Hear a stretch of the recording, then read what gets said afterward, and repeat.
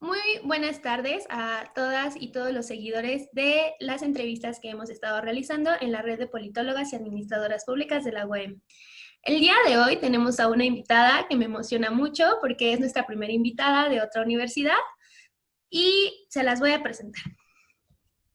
Voy a compartir pantalla, denme un segundo.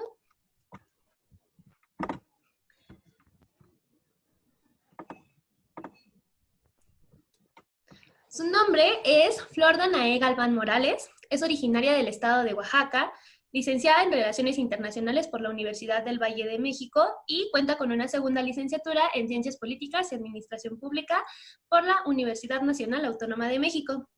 Asistió al seminario Strengthening, perdón, soy malísima pronunciando esa palabra, NGOs, Strategy, Management and Fundraising, en la Academia Alemana Internacional de Liderazgo.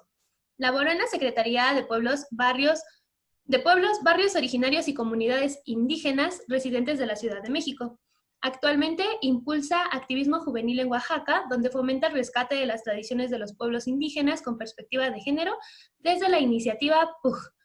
Y es coordinadora de actividades del Laboratorio de Políticas para la Seguridad y el Desarrollo. Bienvenida, Danae. Esperemos que el día de hoy te lleves una muy grata experiencia y gracias por tu tiempo. Bueno, te vamos a hacer una serie de preguntas y para que nos platiques un poco sobre esta iniciativa del Laboratorio de Seguridad y Desarrollo. La primera, pues, es justo esa. ¿Qué es el Laboratorio de Seguridad y Desarrollo? Bueno, antes que nada, muy buenas tardes a todos y gracias a la red de politólogas por esta gran invitación. Creo que es una gran iniciativa que dentro de las universidades podamos contactarnos entre estudiantes y más que nada compartir experiencia, que yo creo que vivimos diferentes contextos, podemos tener diferentes perspectivas respecto a un mismo tema, aunque fuera administración pública o ciencias políticas. Entonces, yo creo que esto es sumamente interesante y me siento muy contenta de estar aquí.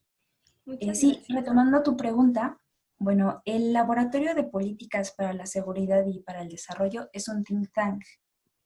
Este think tank, existen diferentes tipos de organizaciones, pero en este caso nosotras nos enfocamos en trabajar temas de investigación que permitan que la gente pueda acceder justamente a más información, que muchas veces no llega a los espacios donde tendría que llegar, o al menos esta información no está adecuada a las necesidades o al contexto que se necesita. Entonces es por eso que surge este laboratorio y porque, pues bueno, poco a poco la idea es poder tener mayor incidencia dentro de diferentes organizaciones e incluso dentro de pues, gobierno. Sí, es muy interesante esto que dices, porque aparte creo que siempre desde la academia nos hacen como a un lado a la parte de la investigación ya cuando estamos trabajando, ¿no? Como que en la academia tenemos una idea con un trabajo padrísimo, que va a resolver un tema y que no necesita como tanto recurso, ni tanta burocracia, ni nada, y de pronto cuando ya llegas como a este mundo del servicio público que tiene como es como un laberinto, ¿no? Y parece ya no ser tan fácil, y creo que es una iniciativa que está tratando como de lidiar justo con esa barrera, ¿no? De que no tengamos que dejar de lado la academia una vez que ya estamos en el campo laboral. Y Claro, efectivamente, y justo como el nombre lo dice, nos enfocamos en el tema de políticas para la seguridad, también en el tema del desarrollo, todo esto enfocado bajo una idea de liberalismo. Creo que esa es la premisa de este proyecto, ¿no? Que a pesar de que cada uno tenga diferentes posturas o perspectivas respecto al mismo tema, el tema liberal es algo inherente al think tank. Nos permite que cada uno pueda aportar desde diferentes perspectivas, desde diferentes contextos y que se vaya construyendo datos, que se vaya construyendo información para diferentes sectores de la población e incluso para hacer recomendaciones al respecto de políticas públicas que se estén implementando por parte de diferentes sectores gubernamentales. bueno, qué increíble trabajo están haciendo. La segunda pregunta es un poco sobre eso. ¿Cuál es la necesidad de analizar desde la administración pública estos temas que ustedes están tratando desde su proyecto? Pues en este caso nosotros nos hemos enfocado un poco en trabajar 4 puntos que son muy importantes. Después de un largo análisis que sabemos que hay diferentes temas que aquejan tanto al gobierno y tanto a la sociedad civil, nos quisimos centrar en 4. Este es el tema de la seguridad, el tema de gobierno. Yo te lo estoy diciendo de manera muy abierta, pero voy a ir puntualizando un poco, y el tema de los datos abiertos, así como el desarrollo económico. El desarrollo económico en este sentido un poco liberal de lo que te comentaba al inicio. Para el tema de la seguridad, considero y consideramos dentro de este laboratorio que el Estado tiene que proveerlo, que no puede darse las condiciones para poder implementar más cosas si no vivimos en un Estado de Derecho. Si el Estado no garantiza las condiciones mínimas para poder desarrollarnos, independientemente del ámbito que estemos hablando. En algún momento, dándole un poco esta perspectiva de género, es complicado que una mujer pueda, supongamos, salir de trabajar demasiado tarde cuando no sabes qué es lo que te puede pasar a esas horas. Entonces, vamos, este tema de seguridad afecta mucho, afecta en mayor o menor medida a diferentes sectores, pero es sumamente importante. Entonces, esto, al menos para las mujeres, es un factor que te permite, digamos, a veces no acceder al mismo trabajo o porque las condiciones no son muy adecuadas. Por eso es sumamente importante. Seguridad en este sentido. Seguridad inclusive al exterior. ¿Cuál es la imagen que está proyectando México respecto a la seguridad? En esto me refiero al tema, por ejemplo, de la migración. ¿Qué tan acogedores somos con migrantes que quieren ingresar al país cuando nosotros sabemos que hacia el norte tenemos una gran cantidad de gente mexicana que quiere ir a trabajar? Entonces, vamos, este tema de la seguridad al exterior, ¿qué sucede? ¿Qué sucede cuando un migrante entra al país? Si de por sí existen muchas irregularidades dentro para cualquier mexicano, ¿qué es lo que sucede al exterior? Y otro tema también, a nivel federal existen diferentes políticas que tratan de garantizar, pero muchas veces estas políticas no están acorde a lo que se implementa a nivel estatal. Entonces, si no hay una coordinación de políticas, si no existe este enfoque que le dé el Estado, como que se le dé mayor importancia al tema de la seguridad, ¿cómo se plantea que podamos realizar otras cosas? Y esto sin mencionar la parte del desarrollo económico. Ahora, nos enfocamos en el tema de gobierno, pues bueno, somos politólogos, sabemos que el gobierno es importante y tiene que garantizar diferentes elementos, tiene que estar ahí mejorando las condiciones para que todos los individuos y la sociedad pueda convivir entre sí. Entonces, pues principalmente por eso nos enfocamos en este tema y la cuestión de los datos abiertos. Muchas veces el gobierno puede tratar como de implementar diferentes políticas, pero ¿qué es lo que pasa cuando la gente no conoce qué es lo que está sucediendo en realidad? Cuando la información no llega cuando debería llegar, cuando no es oportuna, cuando no es veraz. ¿Qué es lo que sucede? ¿Qué tipo de decisiones estaría tomando la gente? La idea de este laboratorio no es convencer a las personas de algo o de una visión que nosotros tengamos, simplemente dotar de las herramientas necesarias para que la gente pueda decidir con base en todo esto. E incluso no es una cuestión solamente de hacer público, de ponerlo en internet, hay que considerar muchos otros elementos. En el sur del país, en la mayoría de los estados que están en México, pero hacia el sur, no cuentan con acceso a internet o no cuentan con luz. Entonces, no es posible que solamente estemos generando información que esté al alcance de personas que tengan acceso a internet, que tengan una computadora, un espacio, una red Wi-Fi donde puedan acceder. Entonces, todo esto hay que tenerlo en cuenta. No es solamente considerar a la gente que vive en una ciudad. Aparte, hay personas que ni siquiera hablan el español. Entonces, todos estos elementos de los datos abiertos no es nada más hacerlo público, es hacerlo acorde a que la gente lo pueda entender para que pueda tomar decisiones con base en todo lo que se ha trabajado. Y el tema del desarrollo económico, yo creo que pues no podemos separarnos totalmente la parte política de la parte económica, van de la mano, y más que nada el desarrollo económico desde un enfoque liberal. Con esto nos referimos a que es sumamente importante respetar la propiedad privada, que cada persona puede estar segura de que se están manteniendo el respeto a sus derechos, pero no nada más en el sentido de la persona, sino de sus propiedades. Y esto muchas veces nos critican y piensan que nos enfocamos solamente a un sector empresarial, cuando decimos propiedad privada.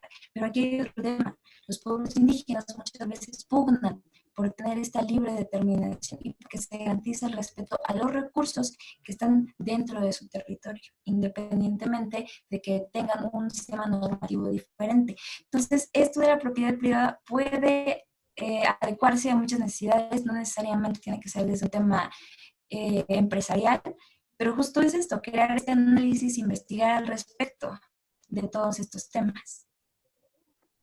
Claro, y además lo que dices es súper importante, ¿no? Creo que quienes estamos involucrados en estos temas debemos o deberíamos conocer bien pues todos estos abusos que ha tenido históricamente el Estado con estos pueblos, ¿no? Y lo que decías del Internet es muy cierto. Al final, justo lo que pasa ahora como con la educación en línea, al final sigue siendo un derecho constitucional, un derecho fundamental aquí en México y de pronto el que se tomen estas decisiones de que ahora la escuela es en línea debido al contexto y porque es la respuesta inmediata, no necesariamente quiere decir que sea buena, ¿no? Al final le estás privando de educación a la mitad del país. Y lo peor es que remarcas esa desigualdad que hemos estado tratando de romper y que en situaciones así, en donde deberíamos de tomar mejores decisiones que beneficien a más personas, lamentablemente tomamos tal vez lo más inmediato, ¿no? Que a mi parecer es lo que ha estado sucediendo, ¿no? Nos vamos por lo inmediato y no necesariamente lo inmediato es lo mejor que podemos realizar. Y pues me gustaría mucho que nos platicaras cómo nace este proyecto, ¿no? O sea, es se me hace muy interesante todo lo que hacen de verdad, pero sí creo que debe de haber un parteaguas, ¿no? Algo que te diga como que necesitamos hacer esto. Nosotros, por ejemplo, acá en la red, pues bueno, a partir de que sales de la carrera, creo que a muchas mujeres, no creo que solo de la UEM, sino de muchas universidades nos pasa que reconocemos, como que nos queremos hacer las ciegas de pronto con que podemos y podemos y podemos y que querer es poder y no necesariamente. Nos damos cuenta que entramos a un campo laboral en donde necesitamos generar estas redes y estos lazos entre mujeres para podernos abrir espacio para nosotras, ¿no? Que sean de y para nosotras. Entonces, así nace de este lado y a mí me encantaría saber cómo nace la idea de ustedes con este proyecto de LCD. Bueno, este proyecto es curioso, surge justamente primero del análisis de todos estos temas, de percibir cuál es la necesidad real, que nosotros buscábamos muchas veces información, pero no encontrábamos la información o no encontrábamos la respuesta que queríamos.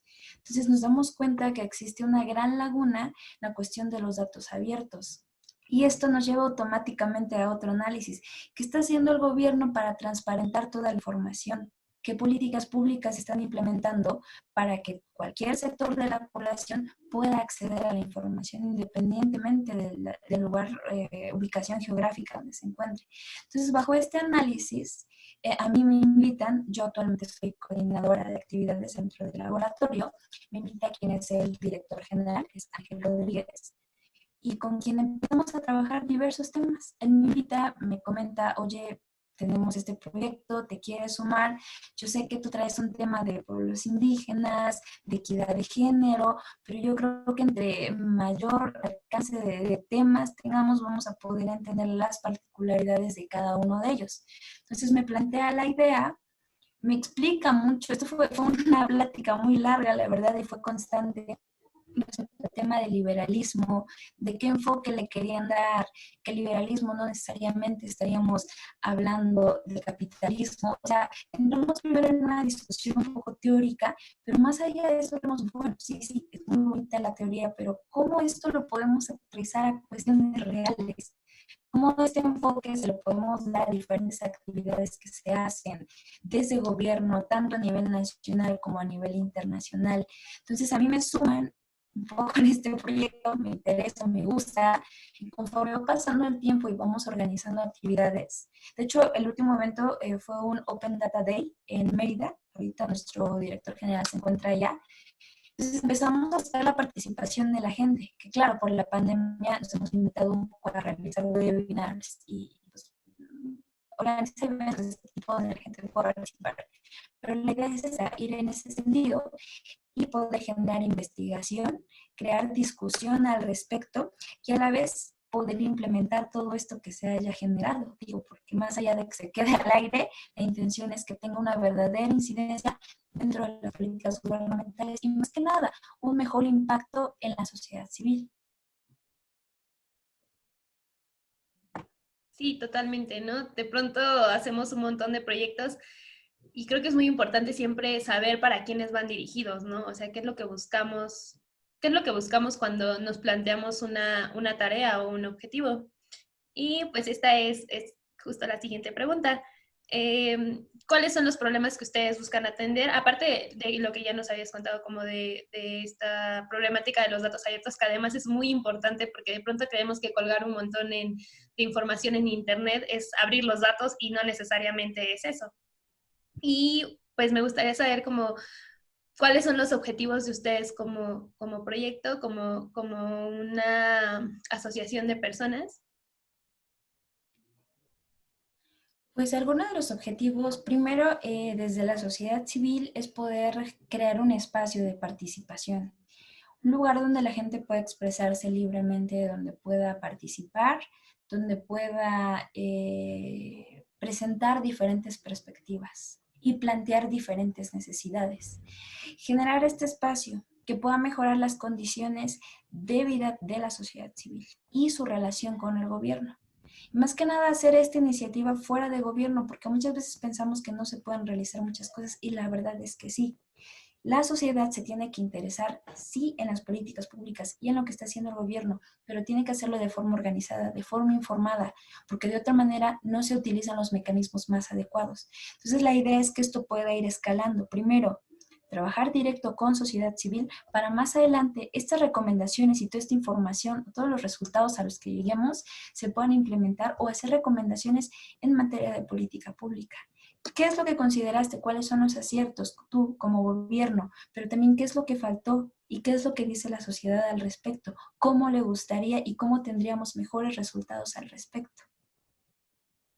Eso está muy bien, de verdad. Estoy muy maravillada con todo esto, porque aparte, cuando leí tu semblanza la primera vez que la hiciste llegar, creo que no es fácil, pues, generar un proyecto de la nada y llegar también, bueno, me parece que eres de otro estado, no eres de la Ciudad de México, entonces llegar a un lugar nuevo y aparte, se me hace muy noble el hecho de que también estés llevando los propios temas y las propias vivencias que tienes de tu entidad.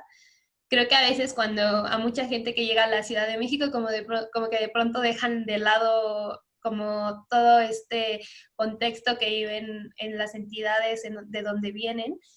Y tal vez eso es lo que nos hace falta, ¿no? Siempre tener en claro que la Ciudad de México lamentablemente no es todo México y que tenemos que una vez que aprendemos a hacer un montón de cosas a través del gobierno o fuera del gobierno haciendo recomendaciones o todo esto que pasa ahorita como de la necesidad de que la democracia sea participativa, de que los gobiernos sean participativos, de que la administración pública se abran espacios para la participación, llevarlos a los lugares en donde siempre he estado, ¿no? Porque yo sí considero que todas estas como asambleas y cosas que se están hablando mucho ahorita, pues en realidad en muchas comunidades en México, pues siempre las han hecho, ¿no? Como que desde siempre están ahí, lamentablemente nadie los voltea a ver y creo que es un muy buen momento para, además, acercarles herramientas que les permitan ellos realizar mejores las cosas que se proponen y encontrar estos canales para poder expresarlo, ¿no? O sea, ahora tú te volviste un canal, no sé si sea la palabra líder, porque creo que a veces como que es mejor ser el canal, porque hay un montón de opiniones, ¿no? Pero ser el canal creo que es algo ya muy importante, ¿no? De las comunidades de donde venimos todas las personas hacia estos espacios, hacia la universidad, ¿no? Que de pronto las investigaciones dejen de ser tanto de nociones europeas o de nociones de Norteamérica y que comiencen a ser más de nuestro propio país, porque además creo que ya tenemos la capacidad de generar eso, ¿no? De hablar de nuestro propio contexto y hablar de nuestras propias problemáticas. Y bueno, ya casi llegamos al final. Esta es la última pregunta. ¿Tú cuál crees que es el principal obstáculo a vencer las estudiantes o profesionistas de la ciencia política y la administración pública? Además, bueno, tú que eres no necesariamente del centro del país, que eso ya es un obstáculo de por sí, y que aparte no eres como de la mitad del norte, sino además la mitad del sur, que tiene como un montón de carencias justo ahora. Y creo que esa respuesta a mí me parece muy interesante. Pues mira, que esta última pregunta es muy interesante. Bueno, para mí, e incluso creo que esta yo con el tiempo la podría ir retroalimentando. Mi recomendación sería que como politólogos o como administradores públicos tenemos que hacer activismo. Quizás esto va a sonar un poco, yo sé que a muchos no les va a gustar o algo, pero veámoslo como una oportunidad para en verdad entender las problemáticas. Porque muchas veces o muchos de nosotros, bueno, algunas aspiraciones que tenemos es estar en gobierno, es implementar las políticas, pero desde ahí. Pero ¿qué es lo que pasa cuando sales de la universidad y entonces eres a lo mejor muy bueno investigando, eres muy bueno con la metodología, comprendes los procesos institucionales internos, pero ¿qué es lo que pasa? No tienes esta cercanía con la gente, no comprendes cuáles son algunas de las necesidades reales y entonces te pierdes al momento de crear política pública porque no estás pensando en tu población objetivo, no estás aterrizándolo a las necesidades que se viven en todo el país. Y no es necesario pensarlo como en todo el país, simplemente en tu contexto o donde cada uno de nosotros vive. De verdad sabemos qué instancias existen, a quién podemos recurrir, qué es lo que falla en estas instituciones que muchas veces se replican en otros lugares y se replican y se replican. Son las mismas necesidades que vive la sociedad. Justo por esto es que trato yo, o al menos con amigos, generar activismo. Haces un impacto muy bueno por la sociedad, de verdad. Pero más allá de esto también tú vas aprendiendo cuáles son las necesidades reales. Justamente apenas que lancé una campaña de ayuda a una familia que es de escasos recursos, me preguntaban, ¿por qué ayudas a una familia si existen en México miles de familias que viven esa misma situación? O sea, partimos desde la idea de que ya sabemos que existe y entonces, ¿por qué lo normalizamos? Y otro elemento, existen múltiples violaciones a los derechos humanos con respecto a esta familia. Entonces digo, si nosotros vamos a normalizar todo esto, ¿qué va a suceder al momento de que implementemos políticas públicas? Ya no nos vamos a enfocar en esto, ya no vamos a estar pensando cuáles son las necesidades reales, o no vamos a estar pensando en que, digamos, las modificaciones que yo quiera hacer en esto en materia legislativa, quizás no van a llegar a los sectores que lo necesitan. Entonces, esto yo creo que enriquece mucho la práctica de cada uno de nosotros, tanto como politólogos y como administradores. Danae, no sé si tengas la oportunidad justo ahora, hablando de todo esto. Creo que todos los politólogos y todos los administradores públicos, yo comparto la idea, tenemos que posicionarnos en los temas sí o sí. Eh, no, me causa un poco de angustia darme cuenta que hay muchos compañeros que tienen cierta pasividad, ¿no? Ante ciertos temas, sabiendo que eso implica una violación de derechos humanos, que eso implica un tema de corrupción o que implica, no sé, temas de transparencia y entonces nos quedamos callados. Creo yo que una vez que tienes esta formación y que además si viene del dinero público, como es tu caso y el mío en las universidades públicas, necesariamente tenemos que posicionarnos, ¿no? A veces tenemos que hacer como este vínculo para presentar iniciativas, a veces nos toca como estar en la marcha o a veces tenemos que hacer campañas o etcétera, pero creo que si lo sabemos hacer, es una obligación hacerlo, ¿no? Por este tema de que al final nuestra formación fue dada a partir del trabajo de un montón de mexicanos y mexicanas. Y te quería hacer una última pregunta, no sé si Sí, tengas sí. apertura a esta. Sí, dime, Eh, dime. Mira, últimamente, ayer salió la noticia de que en Oaxaca prohibieron la comida chatarra y las bebidas azucaradas a los niños. Y tú, como una ciudadana del estado de Oaxaca, quiero preguntarte, porque yo veo mucha gente como muy contenta con todos estos temas, ¿no? Con el tema del aborto legal, que además yo lo aplaudo porque sí creo que son necesarias estas situaciones. Pero yo también tengo mis dudas si Oaxaca realmente es ese paraíso al que todos creemos que llegamos cuando vamos a ir a vivir allá, o si solo esa idea la tenemos en las playas, ¿no? Porque creo que más bien es esa idea errónea de que todo Oaxaca es Mazunte, ¿no? O que todo Oaxaca es una playa. Y yo creo que no necesariamente. A mí sí me gustaría saber cómo tú, ¿tú qué crees que sea realmente la situación actual de tu estado? Bueno, sí, ¿por dónde empezar? El tema de la comida chatarra que se prohibió, la verdad es que mucha gente lo ha aplaudido, no nada más aquí en el estado, sino a nivel nacional han aplaudido todas estas modificaciones que se han hecho desde el legislativo. Es muy interesante, yo aplaudo que se cree la legislación necesaria para mejorar las condiciones. Pero aquí hay una parte donde yo creo que los politólogos y los administradores públicos podemos percibir, o al menos es lo que yo veo. Existe la legislación, pero ¿cómo hacemos para que esta legislación se aterrice en realidad? Porque si no se queda ahí flotando.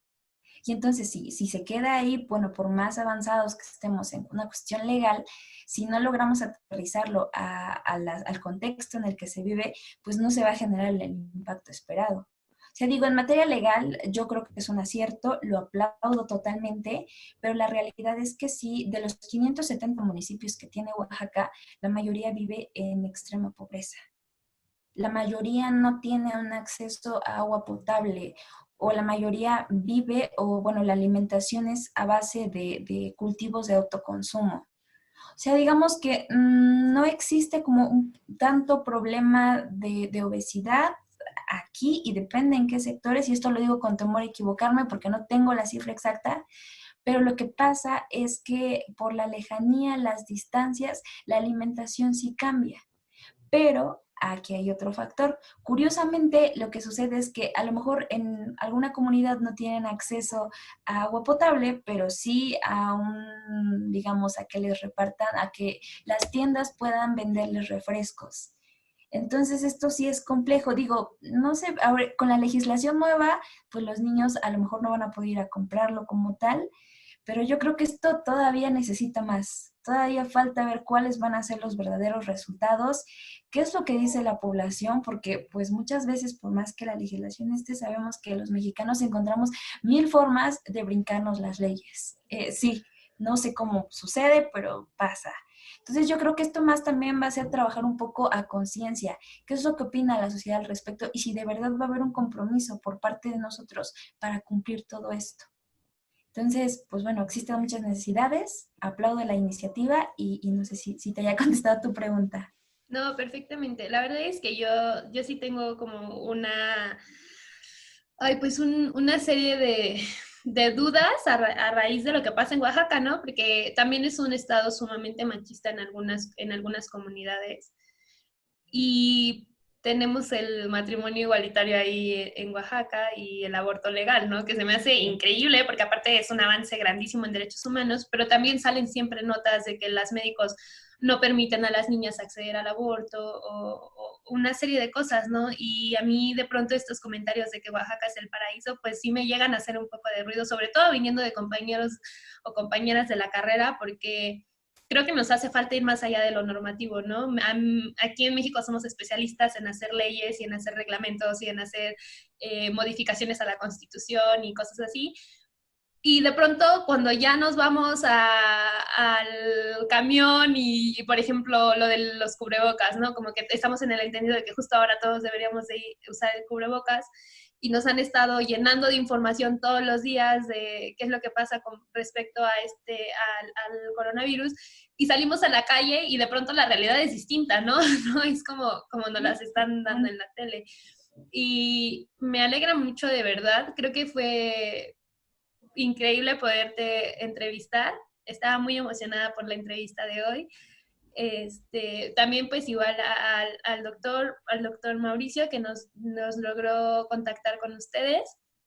porque creo que es muy necesario que entre universidades nos empecemos a hacer estos vínculos, ¿no? Que empecemos a saber qué hay más allá, porque de pronto en los congresos que hay, viene un académico, pero a veces quienes saben más la realidad de lo que estamos viviendo en las universidades somos quienes estamos de estudiantes, ¿no?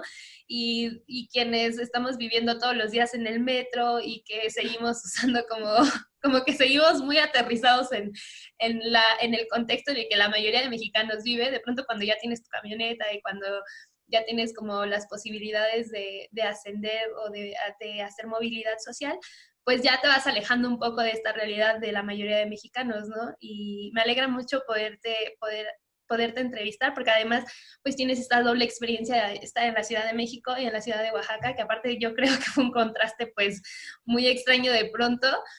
Y pues quería compartirte que pues te hicimos de parte de la red un pequeño reconocimiento por tu participación. En algún momento te lo vamos a estar haciendo llegar a, a tu correo. Esperemos que en algún momento, además, podamos hacértelo llegar de forma física en cuanto logremos pasar todo esto de la pandemia. Claro, que Y no, no, bueno, no veo para cuándo. sí, tampoco aquí estábamos como muy emocionadas con poder ya hacer estas entrevistas como físicas, pero no lo veo posible de aquí a diciembre al menos, ¿no? No, al menos sin tener este miedo del contagio. Pero pues bien, te lo voy a leer. La red de politólogas y administradoras públicas de la UEMEX extiende el presente reconocimiento a la licenciada Flor Danae Galván Morales por su valiosa participación en este ciclo de entrevistas de difusión académica y profesional en Ciencia Política y Administración Pública, Toluca, México, 8 de agosto del 2020. Y pues muchas gracias, Danae. No sé si tengas alguna otra cosa, algún otro comentario que decir. Pues nada, agradecer la invitación, felicitarlas porque están haciendo estas redes, estos espacios, contactándose con más gente. Y pues más que nada decir que no ahora, cuando termine la pandemia, salgamos, hagamos campo, hagamos territorio, entendamos las necesidades y pues nada, estemos pendientes de todo lo que hace el gobierno como político, como politólogos, como administradores públicos. Creo que tenemos que entender qué es lo que está sucediendo y qué se necesita para mejorar. Ay, pues muchas gracias. Muchas gracias por el espacio y también muchas gracias a todas las personas que van a ver esta entrevista y que nos van a estar compartiendo de su tiempo. Ojalá la vean muchas personas de verdad, porque creo que tienen muchas cosas que compartir. Además, vamos a estar compartiendo los links de sus redes sociales para que puedan ver un poco de su trabajo y de lo que han hecho. Y pues sería todo.